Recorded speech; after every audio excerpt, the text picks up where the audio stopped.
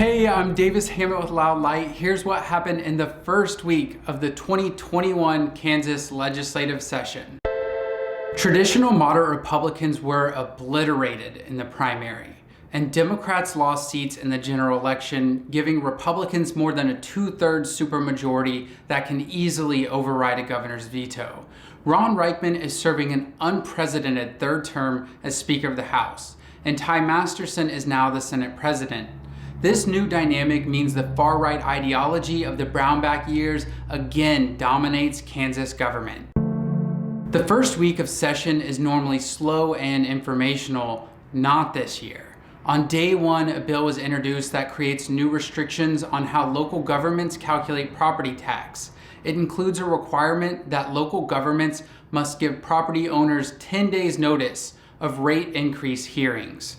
However, legislators gave less than 24 hours notice of the hearing on the bill. By Thursday, that bill was being debated on the Senate floor, where Senator Dahl loathed that it didn't matter what anyone said because the entire process had been greased to ensure the bill passed. Republicans declared an emergency to suspend the Senate rules, requiring a waiting period between debating and voting so that they could immediately pass the bill. It's scheduled for a House hearing on Wednesday. The Kansas Constitution guarantees the right of personal autonomy, which includes the ability to control one's own body, including whether to continue a pregnancy.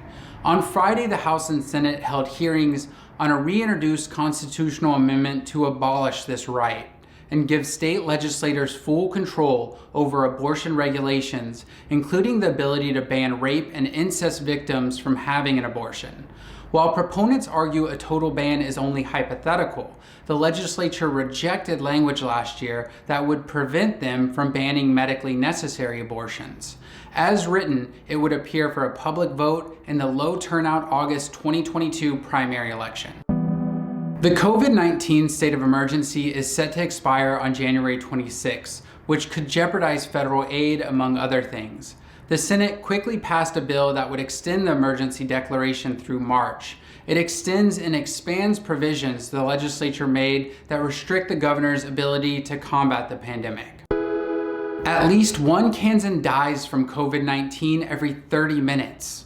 As the pandemic worsens in many Kansas hospitals near capacity, House leadership instituted several measures attempting to limit exposure during session. But on the Senate side, almost no precautions have been taken.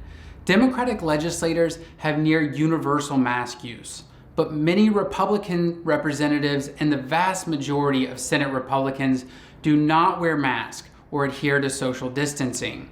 On Thursday, Missouri announced a COVID-19 outbreak among legislators, causing them to cancel at least the next week of their session.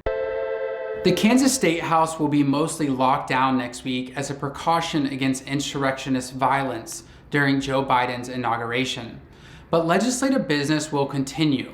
With everything moving so fast, it's a great time to reach out to your legislators to share your priorities. I can't believe this is the start of my 5th year doing these videos. I could not have gotten this far without you. Thanks for commenting and sharing. If you can, please sign up to give a monthly donation, which makes this possible. Stay tuned, stay engaged, and until next time, thank you so much, Kansas.